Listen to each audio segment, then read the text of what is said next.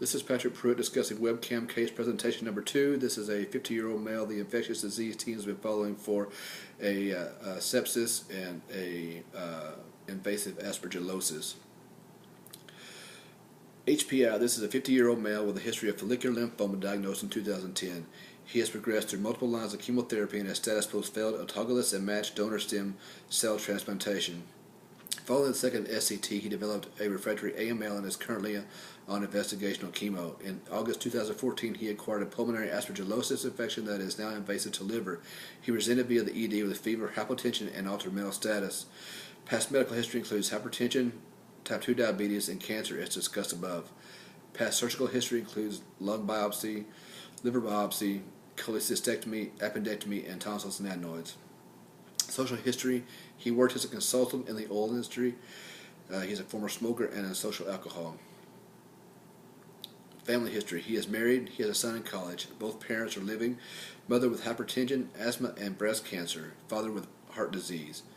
Current meds: amikacin 700 mg IVQ12, miropenem 1 gram IVQ8, linezolid 600 mg IVQ12, amosome 300 mg IVQ week, caspofungin 500 mg daily, cefepime 1 gram IVQ8, valacyclovir 500 mg daily.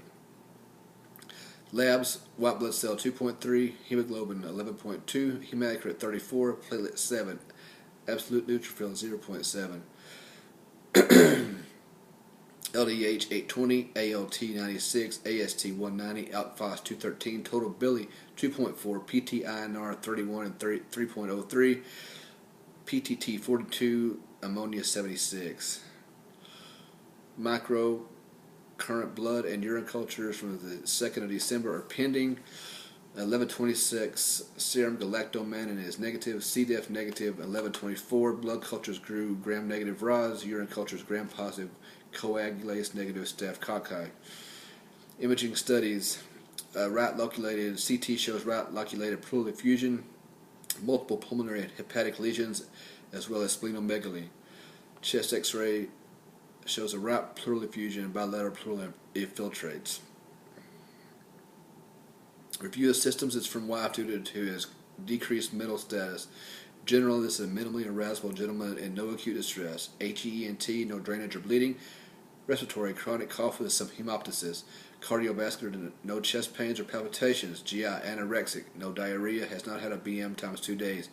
GU: no hematuria. Musculoskeletal: non-contributory. Skin: no new lesions or ulcerations. Neuro: wife states he wants to sleep most of the time but will open eyes occasionally. Every once in a while follow a simple command. Physical exam: vital signs 37.8, 116, 18, 125 over 64, and 90%. General: this is a chronically ill appearing middle-aged man who looks older than his stated age. HEENT: facial and periorbital edema is present. Pupils are equal and reactive to light. Sclera icteric, conjunctiva pale. Oral mucosa: tongue and lips are dry. Gums are pale. Teeth are in decent repair. Neck: no lymphadenopathy, no goiter. Cardiovascular: distant tones, regular rate and rhythm. JVD is present. 3 to 4 plus. Edema is noted to the lower extremities. Peripheral pulses are 1 plus. Capillary refill is adequate. Extremities are cool to touch. Respiratory: respirations are shallow, diminished by basilar. Breath sounds are noted with some scattered rhonchi. Chest excursion is equal. GI: the abdomen is distended and firm. Hepatosplenomegaly is noted. Bowel sounds are hypoactive. GU: a Foley catheter is in place. It is draining concentrated tea-colored urine to the bedside. Musculoskeletal upper and lower extremities are generally edematous. Bilateral axillary lymph nodes are present. Skin: he has jaundice. Petechiae are noted to arms, legs, and trunk. Multiple ecchymotic areas are noted to upper extremities and below the knees. Neuro: he is obtunded but can locate painful stimuli. He will follow simple commands occasionally. Impression: this is a chronically ill, middle-aged man who has progressed through multiple lines of chemotherapy and has failed stem cell transplantation twice. He is currently on investigational drugs for refractory AML. On current protocol, he has received high-dose steroids now for 28 days. He has a chronic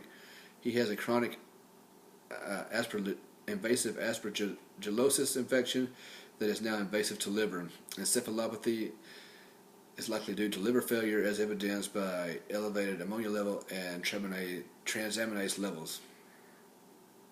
Plan: pneumonia, currently on cefepime, amikacin, meropenem, and linezolid. Await most current cultures. Escalate or de-escalate current code pending current results. Culture results. Aspergillosis, likely end stage. Increase amblyosome twice weekly. Change caspofungin and nidofungin 100 milligrams IV daily. Encephalopathy, likely due to invasive fungal disease, but recommend human herpes virus 6, cytomegalovirus, and Epstein-Barr virus panels to rule out other opportunistic pathogens. Also recommend concentropin stimulation tests to assess for adrenal insufficiency due to long-term steroids. Continue valacyclovir for antiviral prophylaxis. Would also recommend MRI to rule out leptomeningeal disease, spread of aspergillosis, or other pathological process. Pancytopenia, platelets are infusing and managed by the primary team. AML, primary team. Type 2 diabetes, primary team. Hypertension, primary team. Nutrition, he is on TPM. The primary team is managing. Disposition, palliative care will come in to assess day for inpatient palliation and hospice care. Thank you. This concludes Webcam case presentation number 2 by Patrick Pruitt.